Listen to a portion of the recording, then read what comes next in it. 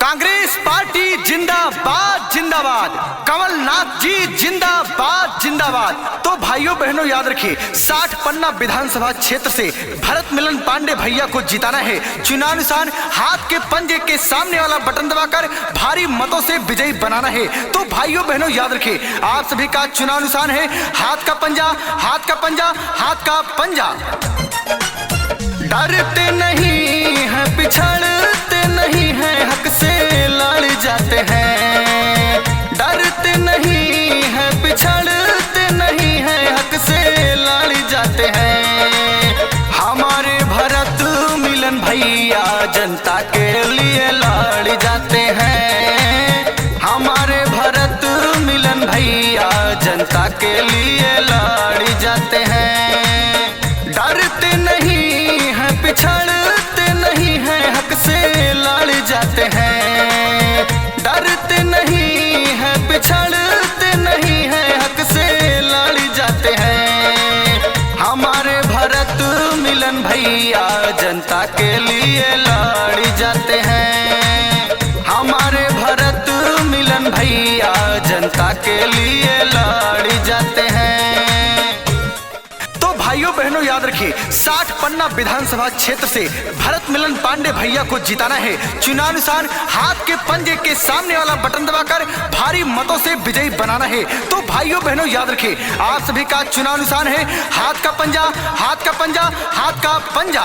सत्य नहीं छोड़ेंगे, दिलों को दिल से जोड़ेंगे। सत्ता का घमंड जिनको, उनका वहम तोड़ेंगे।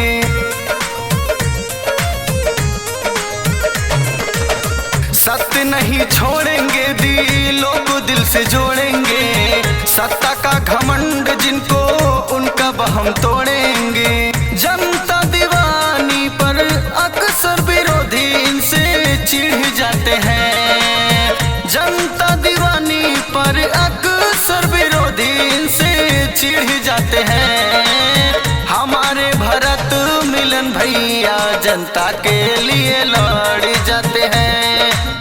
हमारे भरत मिलन भैया जनता के लिए लड़ जाते हैं। तो भाइयों बहनों याद रखिए, 60 पन्ना विधानसभा क्षेत्र से भरत मिलन पांडे भैया को जिताना है। चुनाव निशान हाथ के पंजे के सामने वाला बटन दबाकर भारी मतों से विजयी बनाना है। तो भाइयों बहनों याद रखिए, आप सभी का चुनाव निशान है हाथ का पंजा, हाथ का पंजा, हाथ का पंजा। पढ़े लिखे सच्चे ईमानदार भैया नेता हैं। मृदुभाष मिलनसार जनता के चहेता हैं।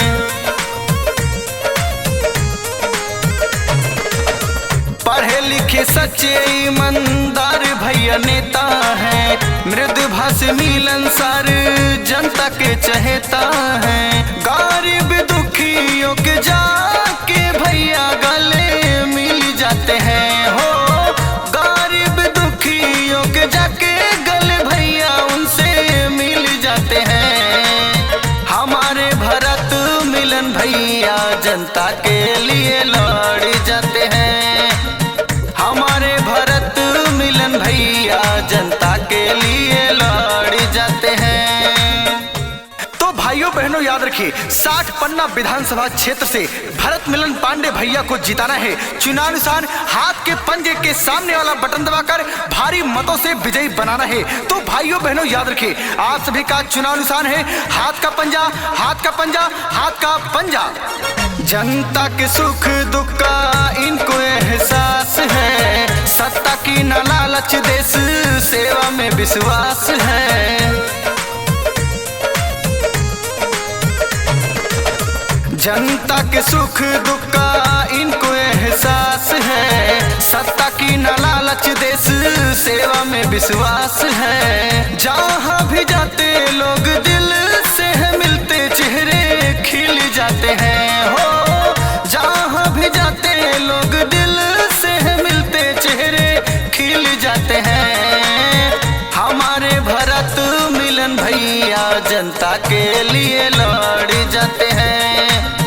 हमारे भरत मिलन भैया जनता के लिए लड़ जाते हैं। डरते नहीं है, पिछड़ते नहीं है, हक से लड़ जाते हैं।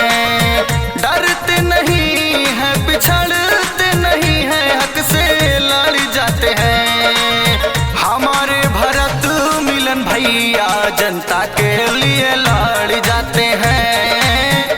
हमारे भरत मिलन भैया जनता के लिए